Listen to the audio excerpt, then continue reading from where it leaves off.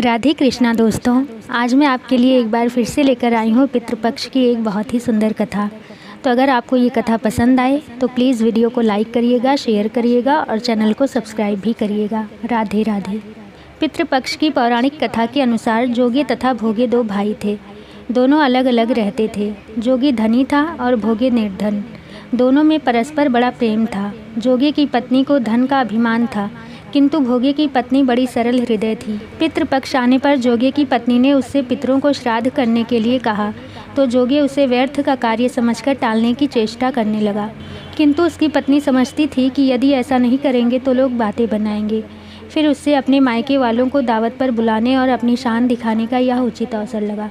अतः वह बोली, आप शायद मेरी परेशानी की वजह से ऐसा कह रहे हैं, किंतु इसमें मुझे कोई परेशानी नहीं होगी। मैं भोगे की पत्नी को बुला लूँगी, दोनों मिलकर सारा काम कर लेंगे।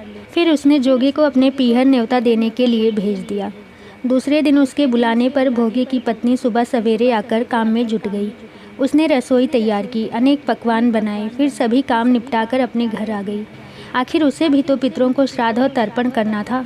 इस अवसर पर ना जोगे की पत्नी ने उसे रोका, ना वह रोकी। शीघ्र ही दोपहर हो गई। जोगे भोगे के पितर पहले जोगे के यहाँ गए तो क्या देखते हैं कि उसके ससुराल वाले वहाँ भोजन पर जुटे हुए हैं। निराश होकर वे भोगे के यहाँ गए। वहाँ क्या था, मात्र पितरों के नाम पर अगियारी दे दी गई थी। पितरों ने उसकी राख चाटी और भूखे ही नदी के तट पर जा पहुँचे। थोड़ी देर में सारे पितर इकट्ठे हो गए और अपने अपने यहाँ के श्राद्धों की बड़ाई करने लगे। जोगे भोगे के पितरों ने भी अपनी आप बीती सुनाई। फिर वे सोचने लगे, अगर भोगे समर्थ होता तो शायद उन्हें भूखा न रहना पड़ता, मगर भोगे के घर में तो 2 जून की रोटी भी खाने को नहीं थी। यही सब सोचकर उन्हें भोगे पर दया आ गई। अचानक वे नाच नाच कर गाने लगे, भोगे के घर धन हो जाए, भोगे के घर धन हो जाए।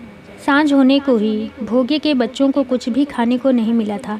उन्होंने माँ से कहा, भूख लगी है। तब उन्हें टालने की गरज से भोगे की पत्नी ने कहा, जाओ आंगन में हौदी औंधी रखी है, उसे जाकर खोल लो और जो कुछ मिले बांट कर खा लेना।